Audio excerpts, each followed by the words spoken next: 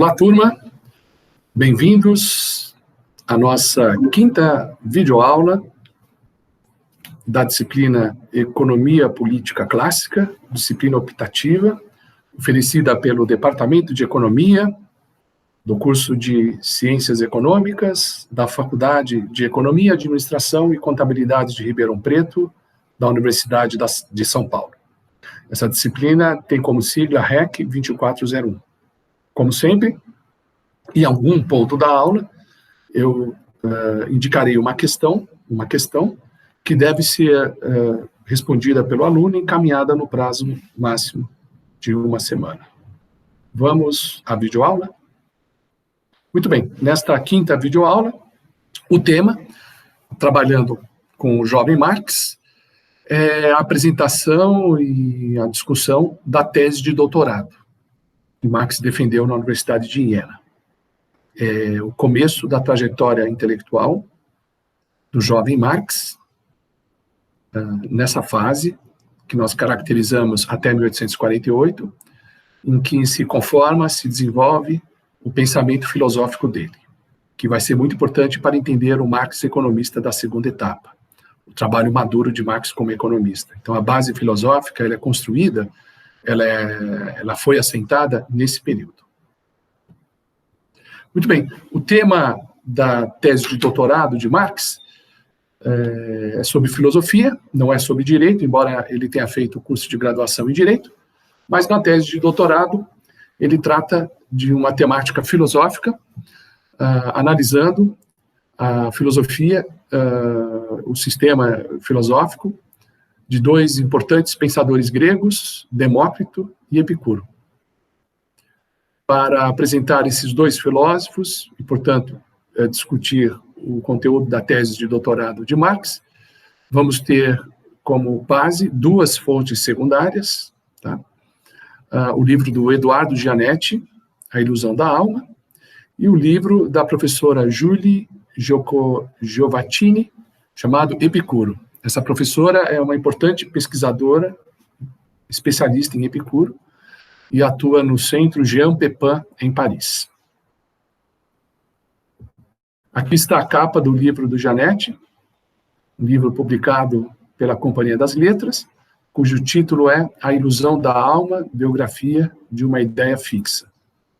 2 capítulos desse livro serão utilizados, eu vou disponibilizar no Stoa esses capítulos, para que vocês possam lê-los, em que o Gianetti faz um delicioso comentário sobre as ideias de Demócrito e de Epicuro, demarcando a diferença entre eles, e também, de uma maneira muito interessante, contrapondo Demócrito e Sócrates, que foram contemporâneos. Epicuro aparece quase 2 séculos depois, mas Demócrito e Sócrates foram contemporâneos, e o Gianetti discute a relação entre esses dois pensadores.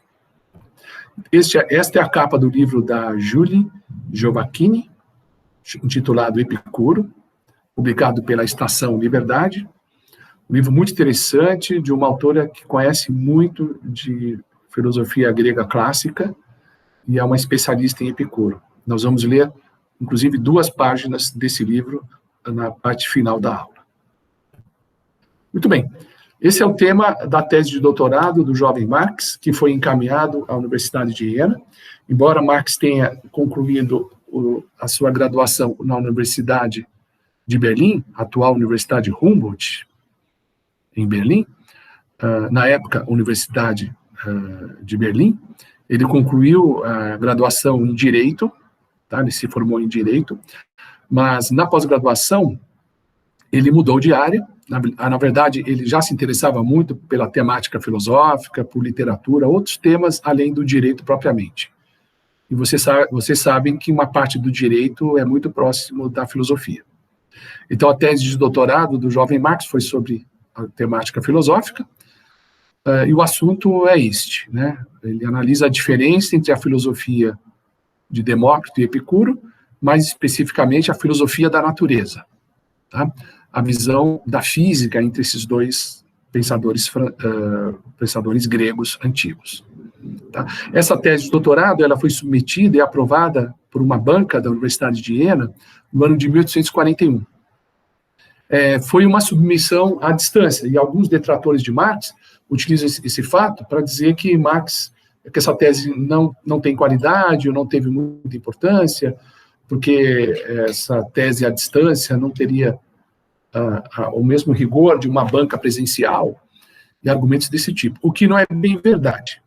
Né? A tese foi submetida por correspondência, a análise dos membros da banca também ocorreu por correspondência, né, por envio de cartas, mas não quer dizer que essa universidade não tenha sido rigorosa, que a banca não tenha sido rigorosa.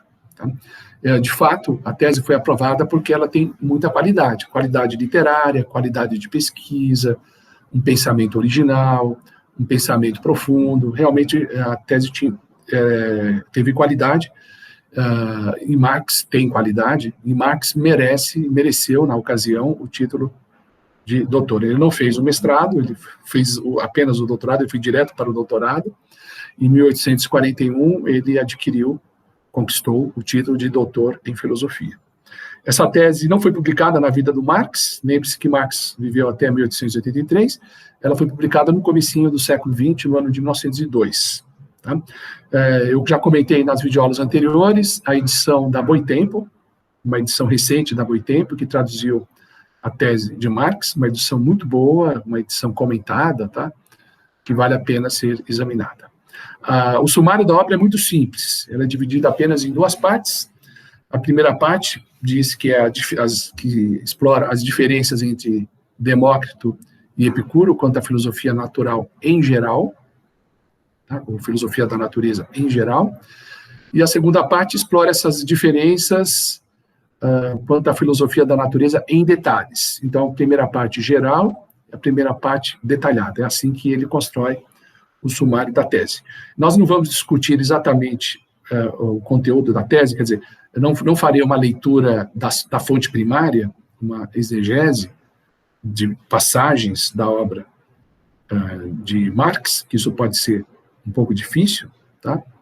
Pode exigir um treino um treino filosófico por parte do aluno que ele provavelmente não dispõe, mas o que eu vou fazer é aproveitar a tese para fazer uma apresentação, uma discussão geral da filosofia da natureza desses dois pensadores gregos, utilizando as duas fontes secundárias que eu citei anteriormente. Ok? Muito bem, começando com o pensamento de Epicuro. O pensamento de Epicuro se tornou muito popular, né, no período romano. A filosofia dele acabou sendo muito difundida.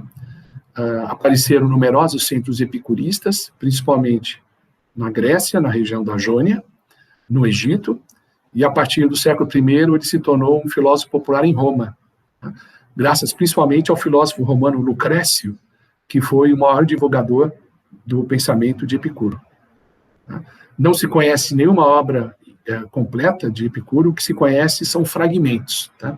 Então, Lucrécio cita diversos fragmentos, faz um apanhado da obra de Epicuro, portanto, esse filósofo romano contribuiu para a popularização, digamos assim, das crenças epicuristas, tá? Como seu maior divulgador. Em alguns comentadores, Epicuro é considerado um precursor do pensamento anarquista no período clássico. Tá? Nós vamos ver por quê. Tem a ver com a defesa da liberdade feita pelo pensador. Tá? Epicuro enfatiza a experiência, tá? A sensação pura, quer dizer, o contato dos nossos órgãos sensoriais com o fenômeno, tá?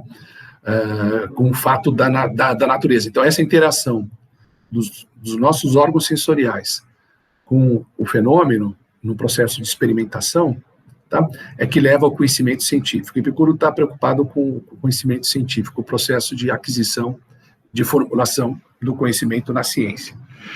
Então, ele acha que o caminho seguro para o cientista é confiar na sua sensação, na sensação pura, nos dados recebidos passivamente pela faculdade sensitiva, pelos nossos órgãos sensoriais. Tá? Então, é a partir da observação, ou seja, a partir da sensação que os fenômenos provocam em nossos sentidos, que se pode construir um conhecimento sustentável, um conhecimento robusto, confiável sobre a realidade. um conhecimento que almeja certeza, portanto, científico. A visão da natureza, da física, de Epicuro, é atomista. E nesse ponto ele segue os filósofos materialistas, atomistas, do período pré-socrático, por exemplo, o atomismo de Demócrito. A questão que se coloca, e aí entra o debate de Epicuro com Demócrito e outros materialistas, é assim,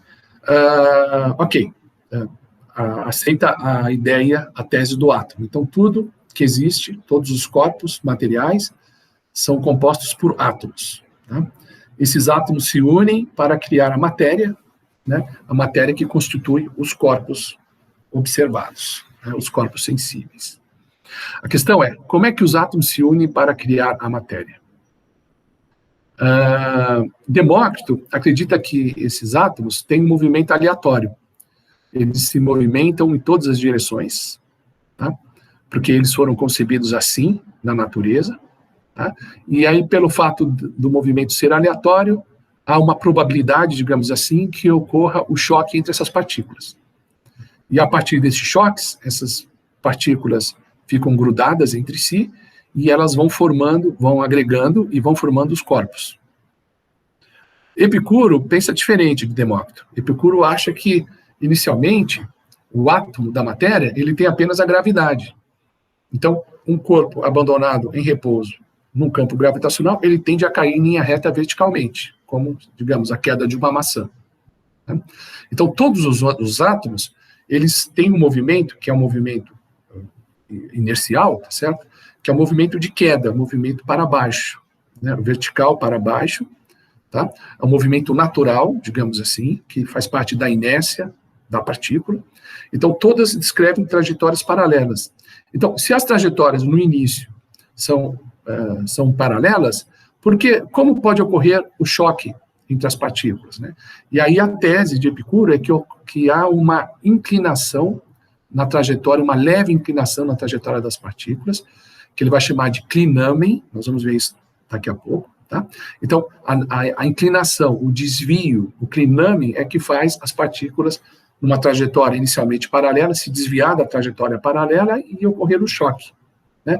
Ao se desviar das trajetórias paralelas, as partículas se encontram, elas se chocam e aí os átomos começam a se agregarem e constituírem a matéria, e formarem a matéria que constitui os corpos. Tá?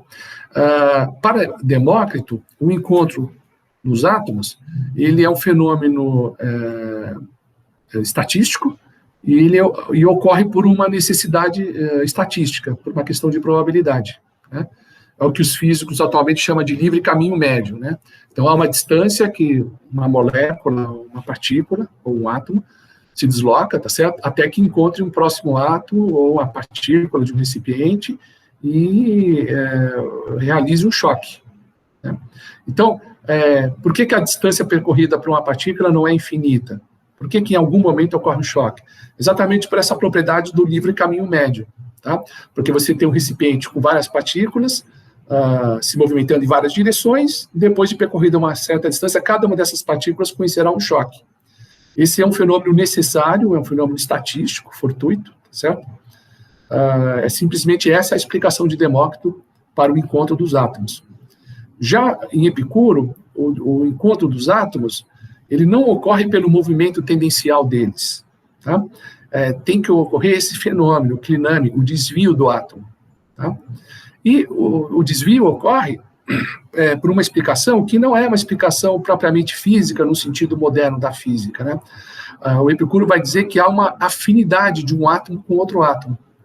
E os átomos afins, tá? Ou compatíveis, eles colidem entre si e constituem os corpos, tá? Quer dizer, no processo de colisão, já existe um desvio, que não é uma explicação puramente física, e existe uma afinidade entre os átomos também. Tá? Então, é uma explicação diferente, não é uma explicação puramente estatística de como os átomos colidem e formam a matéria que constitui os corpos. Tá? O que Epicuro está insinuando é que o encontro dos átomos não é uma mera causalidade física, mas é um ato de vontade. Tá? Ou seja, a própria a partícula constituinte da matéria, ou seja, o átomo, tá? Ele teria uma liberdade, tá? Ele seria capaz de um ato de vontade. Quer dizer, o átomo ele não está totalmente sob o jugo da natureza, das leis naturais. Ele tem a liberdade, veja, essa liberdade está no próprio átomo, está na matéria. A matéria em si, ela tem essa liberdade, que faz com que o átomo se desvie do caminho natural, digamos assim, tá? Sofra o cliname, o desvio, e colidam com outros átomos, e átomos que têm afinidade, átomos da mesma categoria, digamos assim, tá? Do mesmo tipo de átomo. Tá? Então, ele introduz a liberdade na própria natureza. Então, o movimento das partículas não é puramente inicial, não está sujeito simplesmente ao campo gravitacional, às leis da física, mas ele manifesta um ato de vontade. Tá? Então, é assim, quer dizer, existe liberdade na própria natureza, quer dizer, a própria matéria que constitui todos os corpos e todos os seres é dotada de uma liberdade intrínseca. Tá? Isso reforça a ideia de que os homens devem agir de uma maneira livre, devem buscar a liberdade, livrando-se dos medos, das superstições que afligem o espírito, né? E terem liberdade de agir, não se submeterem a normas, tá certo? Não se submeterem sempre às normas. Os homens são capazes de julgar essas normas e agir de modo independente delas, o que constitui a liberdade da ação individual. Vamos confrontar esse atomismo de Epicuro com a visão de Demócrito do átomo. Antes, para fundamentar esta comparação, eu vou apresentar o debate entre duas concepções da natureza. A primeira intitula-se fisicalismo e a segunda é o mentalismo. Tá? Os dois filósofos, Demócrito e Epicuro, por serem filósofos materialistas, são adeptos do fisicalismo. Mas a interpretação do fisicalismo de Epicuro é um pouco diferente da visão de Demócrito. Vejamos, então, as diferenças entre essas duas perspectivas, fisicalismo e mentalismo. Bom, o fisicalismo diz que todos os fenômenos observados, os fenômenos naturais, ocorrem e devem ser explicados por causas puramente físicas. Quer dizer, a explicação dos fenômenos se dá em termos de causas puramente físicas. Tá? Não há a explicação em termos mentais, mas em termos físicos. Tá? Mesmo uma escolha individual, né, o curso de ação tomado por um indivíduo, a escolha feita por ele, deve ser explicado em termos fisicalistas, ou seja, por mecanismos que regem o funcionamento do sistema nervoso. Não é um ato da vontade mental, digamos assim, não é um ato mental. Não é explicado em alguma coisa que nasce, que brota na mente do indivíduo, na psicologia dele. Não, a explicação tem que ser em termos físicos, então vai buscar a biologia do indivíduo, né? Os mecanismos que regem o funcionamento do sistema nervoso. E também vai se procurar entender a mecânica do sistema nervoso a partir das partículas dos átomos que compõem os neurônios, as fibras nervosas. Então, é uma explicação puramente física dos fenômenos naturais e também dos fenômenos humanos. Tá? A própria escolha humana, individual, é explicada em termos físicos. Tá? Não há uma explicação puramente intencional, o indivíduo não age por um propósito, por uma vontade, mas ele age pela ação dos átomos, que constitui o sistema nervoso dele, que compele a uma determinada ação, tá? Que faz o organismo se movimentar em determinada direção, agir de determinada forma, por uma explicação, por um condicionamento puramente físico. A outra perspectiva é a mentalista, que explica a ação individual e outros fenômenos naturais em termos de causas mentais. Né? As pessoas, os indivíduos agem com base em motivos, crenças, intenções e valores. Não há uma explicação a partir do átomo, mas a explicação ocorre a partir da psicologia, com base na psicologia. Tá? Identificando as crenças individuais, depois a motivação, as intenções, os valores que o indivíduo persegue, e explicações e outros fatores desse tipo. Tá? Então, a ação tem que ser explicada como um ato intencional, como uma escolha consciente, como resultado da própria vontade do indivíduo. Ela não é determinada pelas partículas, não é determinada pelo sistema nervoso, mas é a vontade do indivíduo que explica a escolha do curso de ação. Tá? Portanto, na perspectiva mentalista, os desejos, os pensamentos, as intenções e os valores fazem toda a diferença na explicação do comportamento humano. Nesse ponto, vamos contrapor a perspectiva filosófica de Demócrito com a de Sócrates, para depois voltar na contraposição entre Demócrito e Epicuro. Então, aqui está à esquerda Sócrates, à direita Demócrito, e vamos explorar isso seguindo a comparação que faz o professor Gianetti no livro dele, A Ilusão da Alma. Então, segundo Gianetti, o Sócrates é um mentalista, nessa concepção do mentalismo. O Demócrito seria um fisicalista. Ambos são contemporâneos exatos, viveram na mesma época e com quase a mesma idade. Tá? Ambos estudaram o filósofo Anaxágoras, mas se afastaram dele. E Demócrito era discípulo de Leucipo. Sócrates não. É possível que ambos tenham se encontrado pessoalmente em Atenas, em algum momento da vida deles. No entanto, eles não se tornaram amigos.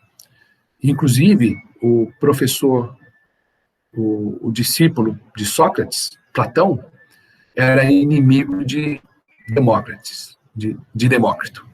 Tá? Então, não havia uma amizade, uma relação estreita entre Sócrates e Demócrito, eles se opunham na concepção filosófica. Tá? As concepções de cada qual eram rivais. Ok?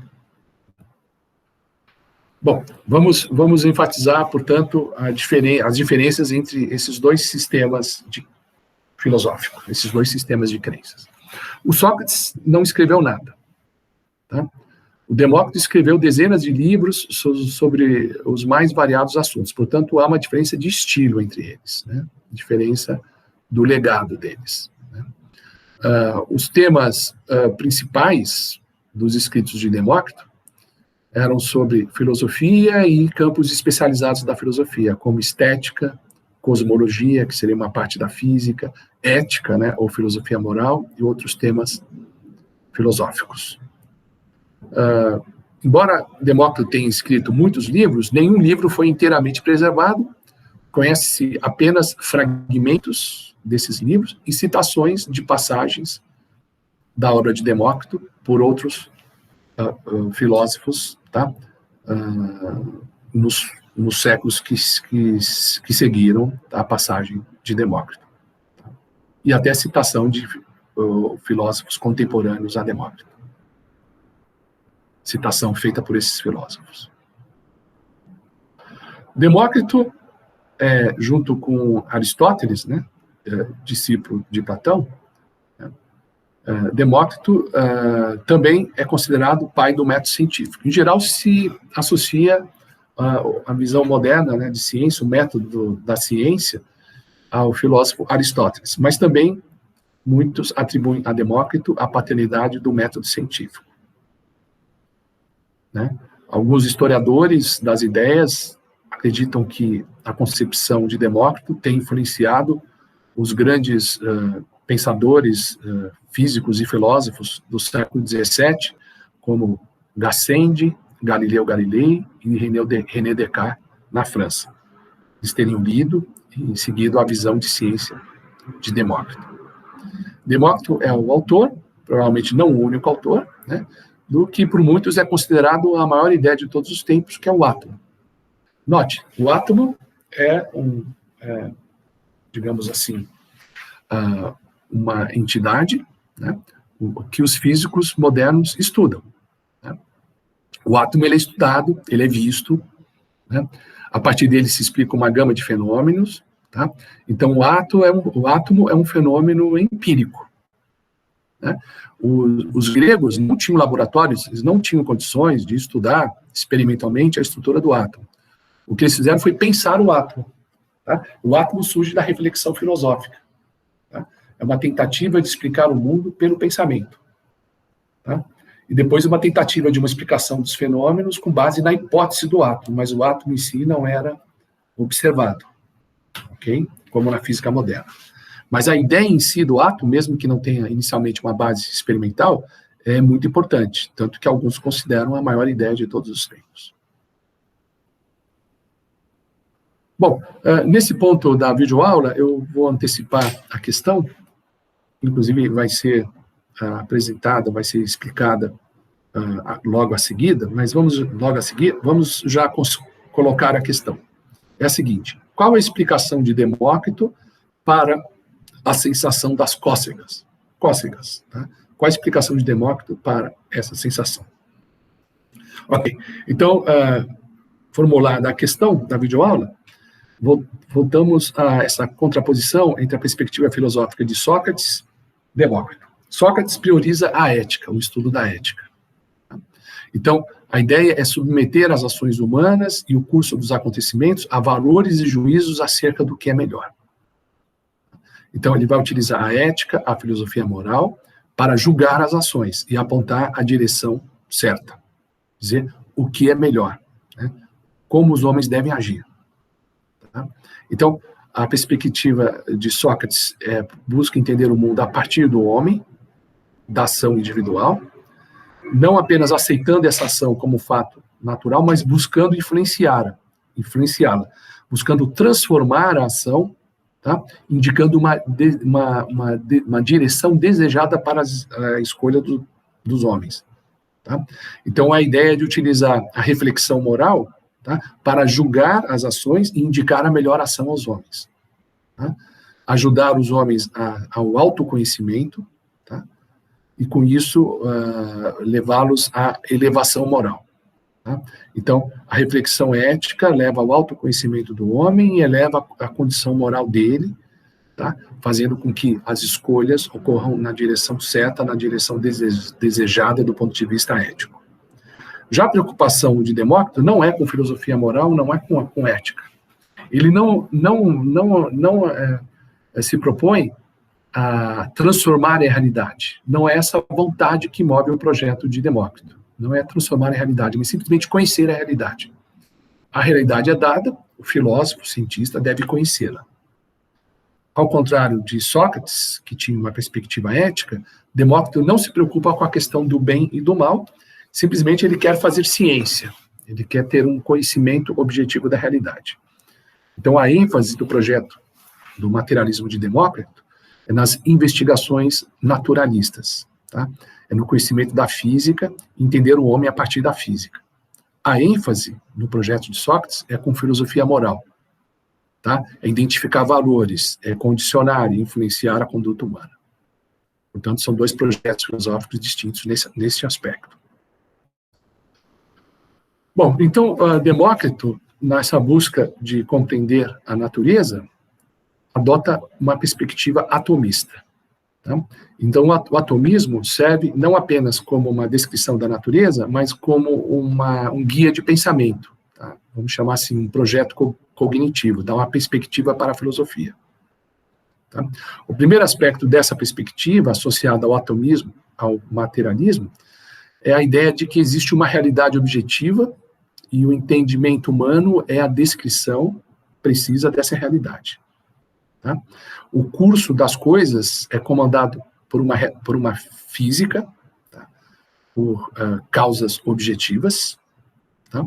Que não depende dos desejos humanos, essas causas operam porque são determinações físicas. Tá?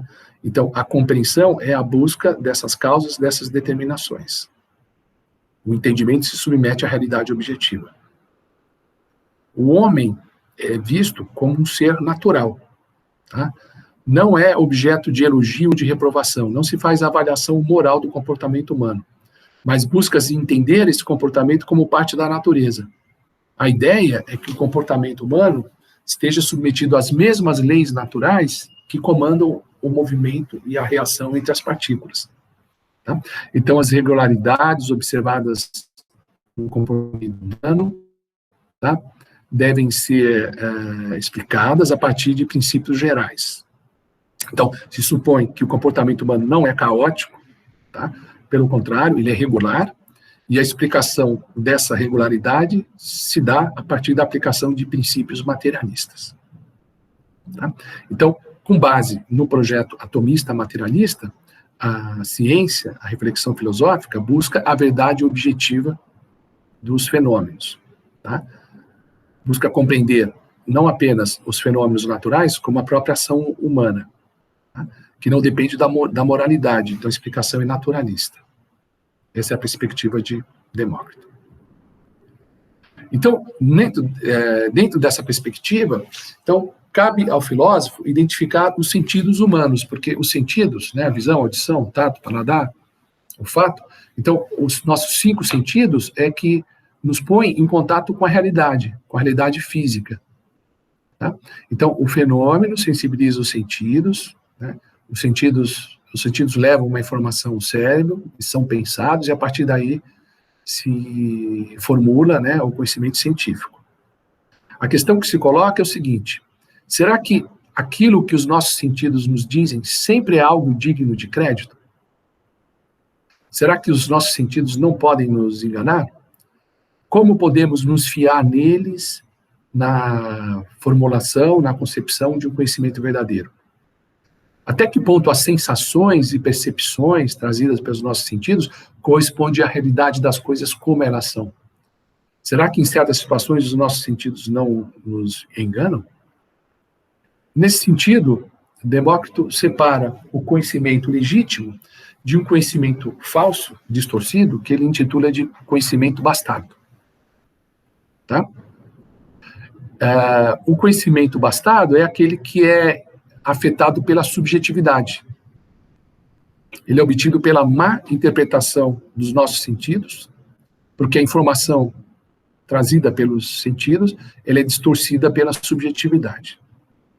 O conhecimento legítimo, o conhecimento filosófico verdadeiramente científico, ele busca aprender, né, aquilo que existe de uma maneira objetiva, tá? Sem se deixar influenciar pela subjetividade. Então, a filosofia atomista, ela enfatiza essa necessidade do conhecimento subjetivo. Tá? Ou seja, as nossas sensações, as percepções naturais de cada um devem ser submetidas a uma análise rigorosa. O que cada qual sente e percebe da coisa não deve ser digamos, assimilado de uma maneira crítica.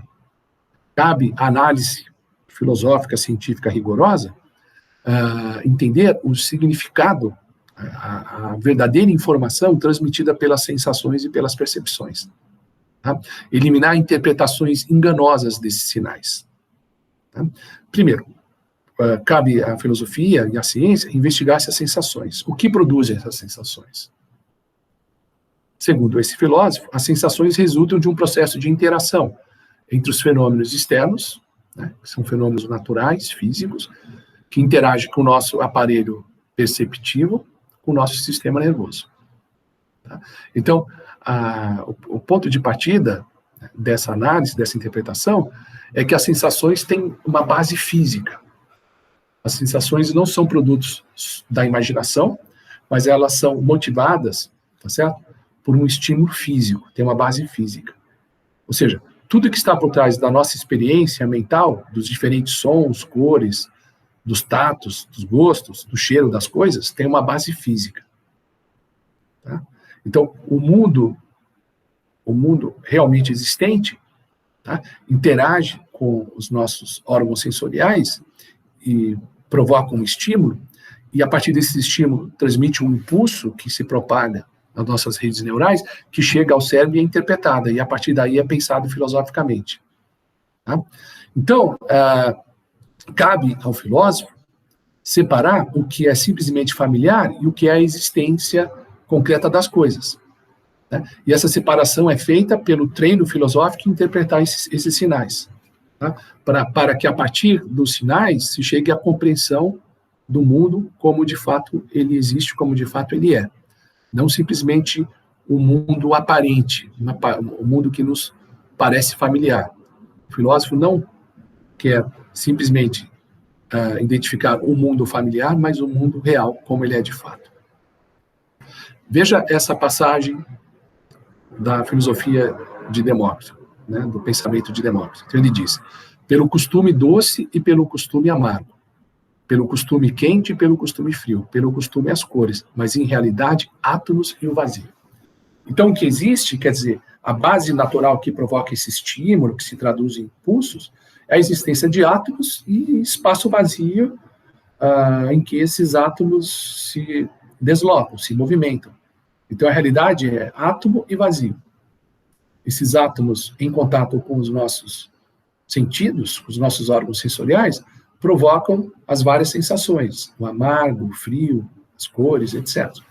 Mas o que existe, e cabe ao filósofo identificar, átomos em movimento e espaço vazio. Isso é o que realmente existe. Esse é o mundo como ele é. Um mundo materialista, atomista. Aqui tem uma explicação, né, de base atomista para uma sensação. Aqui, no caso, conforme lembra o Gianetti, se refere à sensação de cócegas. Né? Então, Demócrito se pergunta, neste caso, o que são e onde estão as cócegas? Será que a cócega está na pluma? Está na pele? Está no contato da pluma com a pele? Será que as cócegas existem na realidade objetiva? Ou a existência delas se dá apenas na vida mental, na experiência subjetiva de quem a sente? Tá? O que existe de fato? O que se verifica? O que se verifica na física? Bom, tem uma frição entre os átomos da pluma e os átomos da pele. Isso gera um fluxo de átomos que percorre o nervo. Então, o impulso nervoso pode ser interpretado também como um fluxo de átomos.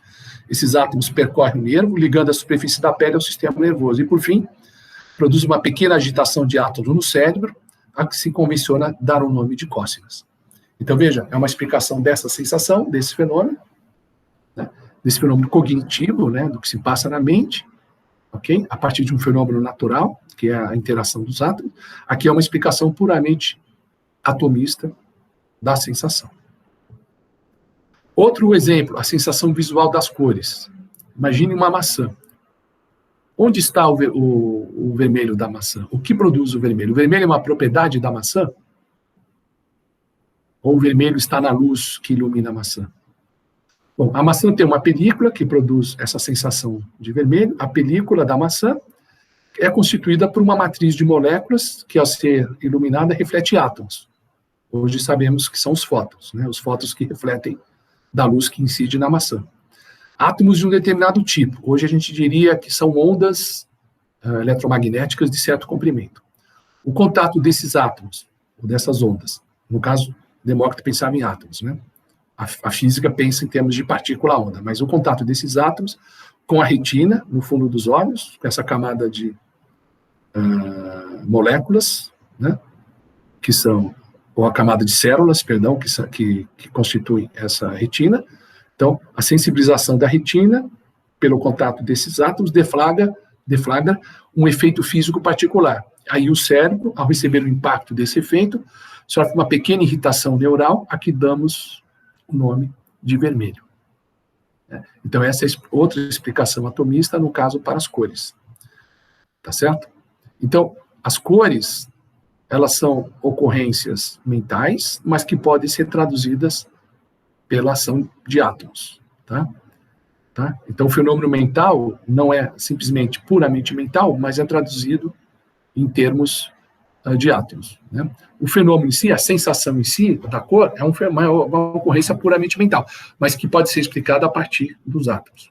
O mesmo para os sons, para os aromas, sensação de texturas, calafrios, etc. Então, o conjunto das sensações humanas podem ser estudados e deve ser visto pela filosofia a partir da matéria, a partir da ação dos átomos. Essa é a visão de Demócrito. Okay? Então, Demócrito diz que todos os fenômenos, a totalidade, deve ser explicada a partir das partículas. Então, o micro, né, o menor elemento, explica o comportamento do macro, né, de toda a estrutura da matéria, de todos os fenômenos aparentes, tá? E cabe ao filósofo identificar a base material e a base microscópica, digamos assim, do fenômeno, tá? Não deve se prender a simplesmente o que aparenta, tá? Na verdade, nada é o que parece. Parece que as sensações são formadas, digamos, na própria natureza, né? Mas a natureza não tem sensações. A sensação é simplesmente uma interpretação mental. A natureza tem átomo, então nada é o que parece. Não parece, mas o que tem na natureza são átomos. Tá? Veja, a partir da consideração dos átomos, se chega a uma explicação de todos os fenômenos do mundo físico, e até do mundo humano, mas vamos nos deter no mundo físico, em toda a diversidade de fenômenos físicos pode ser explicada por causas comuns, que são os átomos e a matéria. E essa explicação também se aplica, no projeto de Demócrito, às ações humanas, às escolhas humanas, ao comportamento humano. Tudo teria, no mundo físico e no mundo humano, tudo teria causas comuns, que são os átomos. Né? E essas causas são identificadas no pensamento filosófico, né? Quando se identifica as partículas, o modo como as partículas interagem entre si, tá? Ok? Então, são as partículas elementares, tá? Os modos de interação entre essas partículas elementares, tudo isso explica, se apresenta como a causa de todos os fenômenos do mundo físico e do mundo humano. Então, tudo se resume à combinação e recombinação dos átomos, né? Que são as partículas indivisíveis, átomo sem divisão. São partículas indivisíveis, minúsculas e imperceptíveis, que apresentam, na reflexão filosófica, diferentes formatos, diferentes tamanhos, diferentes estruturas, que se movimentam, que se juntam e que se repelem incessantemente no espaço vazio. E a partir do choque, essas partículas, elas podem se agregarem e constituir os corpos. A partir da colisão dessas partículas com os órgãos dos sentidos, elas produzem sensação. Então, na verdade, a constituição dos corpos, a formação das nossas sensações, tudo se resume a partículas que se movimentam aleatoriamente e que se colidem no espaço vazio. Então, essa é a causa universal de todos os fenômenos observáveis, de tudo que acontece, de tudo que existe no mundo observado. Ok? Vamos voltar agora a comparar Demócrito com Epicuro. Tá? A visão de Demócrito, além de fisicalista, ela é determinista. Tá? O que é esse determinismo? É aquilo que ocorre estatisticamente. Tá? A combinação dos átomos é fortuita, tá? Ocorre ao acaso, mas ela ocorre necessariamente por uma lei probabilística. Okay? Nesse sentido, ele é o determinismo. Quer dizer, as leis naturais de probabilidade determinam o curso das coisas. O Epicuro enfatiza a liberdade perante a natureza. Tá?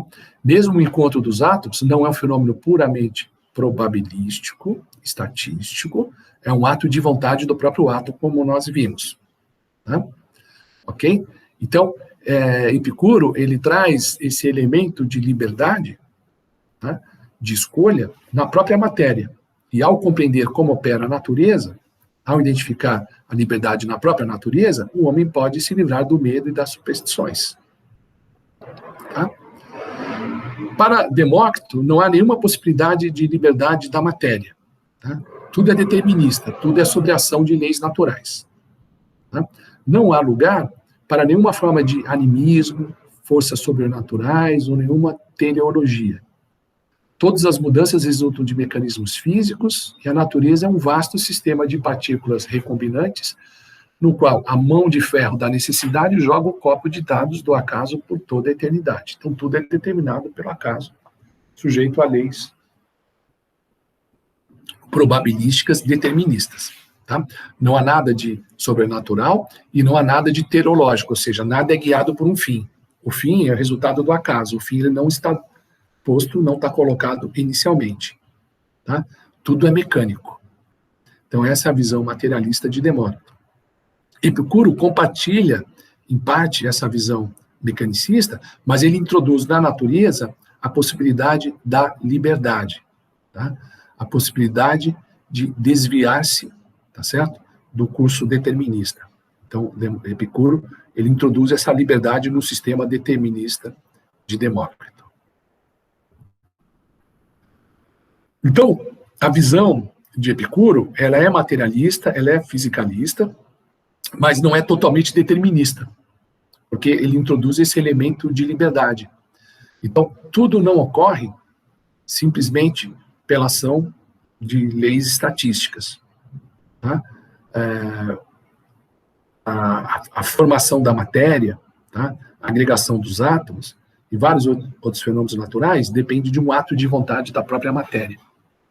Então, Epicuro também se afasta de certas concepções, digamos, animistas, certas concepções mágicas da realidade, certo? Nesse sentido, ele se aproxima do projeto fisicalista, vê o átomo formando a matéria e o conhecimento a partir das sensações e coisas assim.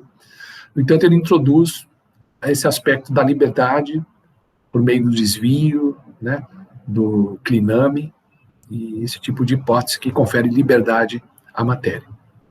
Ok? Então, os fenômenos não estão sujeitos ao mero acaso. Tá? Não é o puro determinismo. Tá? O Demócrito sim, é o fisicalismo com determinismo. O Epicuro é o fisicalismo com essa liberdade da matéria. É assim que se separa esses dois projetos, é isso que Marx investiga na tese de doutorado. Bom, então, nessa parte da aula, eu gostaria de ler uma passagem desse livro delicioso, né, da professora Giovacchini, sobre Epicuro. Então, eu selecionei 2 páginas pequenas do livro dela, tá, para a gente explorar esse aspecto da liberdade da matéria que eu enfatizei anteriormente. Vamos à leitura.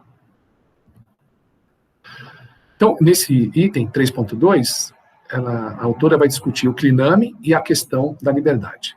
Sobre a questão da declinação, ou cliname, equivalente latino do grego parênclises, Lucrécio, a gente viu que Lucrécio, que trouxe as ideias de Epicuro para os romanos, né, o filósofo Lucrécio, é a única fonte verdadeiramente completa. A declinação não é citada nas cartas transmitidas por Diógenes Laércio. Quanto aos fragmentos recuperados de alguns trechos de Perifísios, da obra de Epicuro, a respectiva interpretação continua sendo bastante delicada devido à extrema deterioração dos textos. Nós estamos vendo o trabalho de uma especialista, né, que sabe a condição de todos os textos que sobraram sobre o pensamento de Epicuro, de tudo que Epicuro escreveu. No canto 2 de De Rerum Natura de Lucrécio, tá? Afirma-se que os átomos desviam-se um pouco, Paulo, em latim, de sua trajetória e, em seguida, inclinam-se um pouco, tá? Mas somente um pouco. Paulo, nec plus quam minimum. Tá? Essa é a fonte de Diógenes Laércio. Tá? Vamos à passagem. Ainda uma vez, é necessário que os átomos se inclinem um pouco, mas somente um pouco. Assim, não vai parecer que inventamos movimentos oblíquos desmedidos pela realidade. Esse desvio intervém para explicar a possibilidade para os átomos, arrastados pelo seu peso em uma queda vertical, de se reencontrarem e esbarrarem uns nos outros. E, portanto, potencialmente se aglomerarem e constituírem corpos compostos viáveis. Para Lucrécio, o cliname, ou declinação, será um desvio mínimo, o menor possível, do átomo quanto à sua trajetória inicial. Em vez de ser pensada como um afastamento de natureza angular em relação a essa trajetória, o que seria justamente um movimento oblíquo, tal declinação do átomo deve ser compreendida de maneira descontínua, como o deslocamento de um ponto ao outro no interior de um espaço, por sua vez descontínuo granular, e não como simples translação, por exemplo, em um reduto orto normalizado. Então, não é simplesmente uma trajetória que se desvia, mas é a possibilidade do átomo, de repente, aparecer num outro ponto do espaço. Então, dá um salto descontínuo. Tá? Inclusive, uma ideia quântica. Né? O cliname é uma inovação de Epicuro em relação a Demócrito, que considerava o movimento atômico de maneira muito diferente do que aquele que se pode observar no atomismo epicurista. Para Demócrito, os átomos não caem verticalmente, mas são levados por um turbilhão em todos os sentidos, por serem destituídos de peso. Não há, portanto, necessidade de postular nenhum desvio a fim de explicar as colisões. Tá? Porque o átomo de Demócrito não tem peso, então ele pode se movimentar em qualquer direção. O átomo de Epicuro tem peso, então é mais próximo da visão do átomo moderno, né? Portanto, se abandonado no espaço gravitacional, cairia verticalmente. Né? Para esse filósofo, Demócrito, não sendo arrastados pelo seu peso no vazio, os átomos em si mesmos são o seu princípio de movimento, o que Demócrito designa de maneira um tanto estranha como o seu ritmo. Então, cada átomo tem o seu princípio de movimento, ou ritmo. Já em Epicuro, o movimento é externo ao átomo, né? A natureza impõe esse movimento ao átomo. É uma condição do átomo, tá certo? Não é uma própria propriedade do átomo, não é o ritmo do átomo, né? No entanto, a invenção do Klinami vai muito além de uma simples adaptação da física democrítica. Trata-se com efeito do aspecto pelo qual Epicuro vai distinguir-se, talvez de maneira mais nítida, de seu modelo e alterar o sentido do atomismo. Então, ao introduzir o Klinami, o atomismo de Epicuro, como interpretação da natureza, acaba sendo muito diferente do atomismo e do materialismo de Demócrito. Então, é esse tema que Marx, tema muito interessante, um ótimo assunto de debate filosófico que Marx escolheu para a sua tese de doutorado. E essa tese, por que a gente, nessa parte do curso, por que dedicamos essa videoaula no curso sobre Marx, essa tese de doutorado? Porque certamente ela tem importância na formação do pensamento filosófico do jovem Marx. O Marx, ele aprende com Demócrito uma visão de ciência, que tem muito da visão de Aristóteles também. Tá? Então, na verdade, o Marx, depois da fase madura, trabalhando como economia, ele sempre se prende a uma visão de ciência, e ele se vê, ou quer se ver, fazendo ciência. Tá? A ciência é diferente de qualquer linha de pensamento filosófico, é um trabalho objetivo, que segue métodos, e Demócrito passa, nessa investigação da tese de doutorado, Marx começa a formular uma visão de ciência, inclusive, que é a visão moderna de ciência. Tá? Também tem um aspecto do determinismo de Demócrito, né, que é mais fraco que a visão de Epicuro. Né? Na verdade, o fisicalismo de ambos os autores, ambos os filósofos, tá certo, da antiguidade, leva Marx a um projeto materialista, aproxima Marx do materialismo, uma concepção materialista da realidade. Se bem que é um tanto obscuro discutir o que vem a ser esse materialismo do jovem Marx, e nós vamos retomar esse tema em diversos pontos desse curso, nas videoaulas. Eu não pretendo estender isso nesse momento, mas um aspecto do materialismo do átomo está ligado a esse fisicalismo, a esse materialismo atomista. Ok? E também tem essa visão determinista, mais forte em Demócrito que Epicuro, que, de certa forma, estará presente nas reflexões do Marx, que Marx, muitas vezes, é visto como um pensador determinista, tá? Mesmo no pensamento social. Tá? Alguns falam que esse determinismo de Marx não é um determinismo rígido, tá? Que Marx, no seu sistema, dá lugar à liberdade, e isso tem a ver com o tema, inclusive, que nós discutimos na última videoaula, como conciliar o determinismo com a ação individual dentro de um esquema hegeliano, dentro de uma ideia da racionalidade do real. Tá? Mas a base determinista, né, que motiva o projeto de Marx, mesmo numa moldura hegeliana, tem relação com a reflexão desses filósofos antigos. Né? E o afastamento de Epicuro do determinismo, de certa forma, explica certa interpretação de Marx, tá? No sentido de conciliar o determinismo com a ação revolucionária. A ação revolucionária, de certa forma, fornece uma concepção de determinismo não muito rígida, né? Então, essa visão que se afasta de um determinismo rígido também está presente em Epicuro. Então, é importante entender essas reflexões, o papel dessas reflexões do jovem Marx na concepção de natureza e de sociedade, tá certo? De homem, que o Marx formula nessa sua fase de formação, certo? Do jovem Marx. Ok? Outra coisa é que note que a investigação em Demócrito e também em Epicuro não é puramente ética, diferente do projeto socrático. Tá? E Marx, que teve uma formação de graduação no direito, que enfatiza muito a filosofia moral e a ética, na tese de doutorado, ele se afasta, como esses filósofos que ele estuda, se afasta da perspectiva rigidamente da filosofia moral e passa a se interessar por ciência. Tá? E note que o projeto de Demócrito, em contraposição à perspectiva de Sócrates, enfatiza a ciência e não a filosofia moral. Tá? Isso também explica o desvio, o afastamento de Marx, tá? De uma linha de investigação mais no campo do direito, o interesse dele por ciência, e depois ele abraça como ciência particular a economia. Tá? Ok? Então, Marx está interessado em conhecer a realidade, tá? Seguindo o projeto de Demócrito, sob influência de Demócrito. Tá? Isso vai causar essa primeira etapa na formação do jovem Marx, e depois ele vai introduzir um outro elemento, além desse projeto de conhecer a realidade, que é a ideia de transformar a realidade. Né? Isso vai aparecer nos escritos de Marx, a partir de 43, digamos assim, essa ênfase na ideia de transformar essa realidade, que foi reforçada também pela passagem dele no jornalismo. Tá? Ok? Um outro aspecto, tá? Há um certo empirismo que se tira aí de Demócrito e Epicuro, né? A ênfase na sensação pura, como se pode alcançar o conhecimento a partir da sensação pura. Isso também realça o aspecto empírico da ciência, tá? Ok? E isso tem ecos com a visão filosófica e metodológica da ciência no século XVII na Inglaterra, como o empirismo inglês, né, a perspectiva de Bacon, tá? E Marx, embora a perspectiva dele seja outra, pode-se dizer que há certas influências empiristas, né, que chegaram a Marx a partir da leitura de Demócrito, desses filósofos pré-socráticos, especialmente de Demócrito. Ok?